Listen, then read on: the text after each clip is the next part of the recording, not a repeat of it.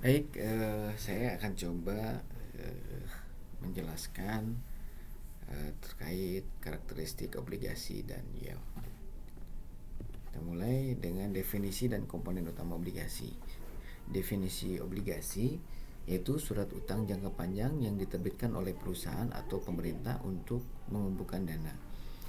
Current yield, perbandingan kupon tahunan dengan harga pasar obligasi. Untuk nominal yieldnya, tingkat bunga tahunan yang dinyatakan sebagai persentase dan nilai nominal. Terus yang terakhir adalah yield to maturity atau YTM, tingkat pengembalian total yang diharapkan jika obligasi dipegang hingga jatuh tempo. Model nilai sekarang atau present value model, ada rumusnya ya seperti yang dilihatkan. Terus yang kedua adalah komponennya. P merupakan harga, C itu adalah kupon, R itu adalah tingkat diskonto, dan VV itu adalah nilai nominal, N itu adalah periode, sehingga nanti dapat diperhitungkan bagaimana model nilai sekarang atau present value model. Fungsinya untuk menghitung nilai sekarang obligasi berdasarkan arus kas masa depan. Valuasi obligasi dengan spot rate. Definisi spot rate, tingkat bunga yang berlaku untuk investasi langsung pada periode tertentu. Keunggulannya adalah memberikan penilaian lebih akurat dibandingkan YTM untuk arus kas obligasi. Struktur jangka waktu suku bunga. Expectation hypothesis, tingkat bunga jangka panjang mencerminkan ekspektasi tingkat bunga jangka pendek di masa depan. Liquidity premium theory, tingkat bunga jangka panjang lebih tinggi untuk mengkompensasi risiko likuiditas. Terkait market segmentation theory, yaitu pasar obligasi terdiri dari segmen berbeda dengan tingkat bunga dipengaruhi oleh persentase investor. Likuiditas dalam obligasi. Pertama, volume perdagangan. Semakin tinggi volume, semakin liquid obligasi tersebut. Jangka waktu obligasi jangka pendek umumnya lebih liquid daripada jangka panjang.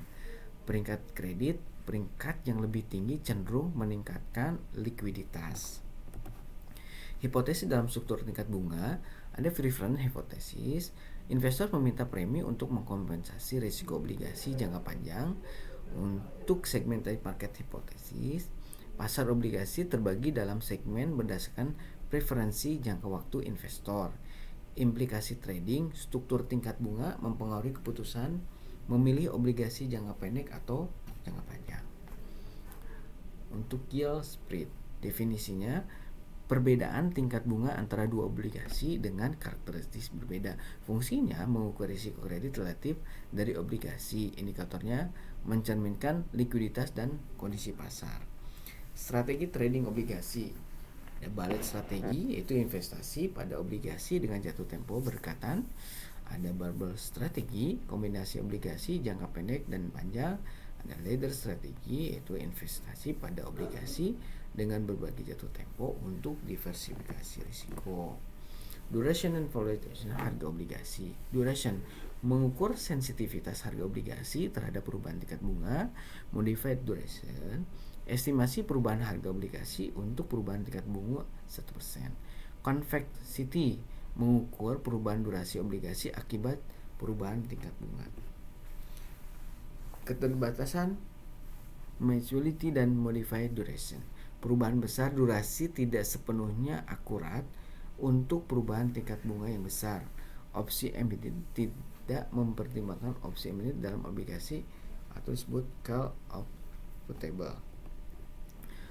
Yield spread dan embedded option. Nah, ini untuk static yield spreadnya, dia menghitung perbedaan tingkat bunga tetap antara obligasi dengan opsi dan tanpa opsi. Untuk option adjust spread, dia memperhitungkan dampak opsi embedded seperti call atau put option. Baik, itu yang bisa dijelaskan untuk materi ini. Terima kasih.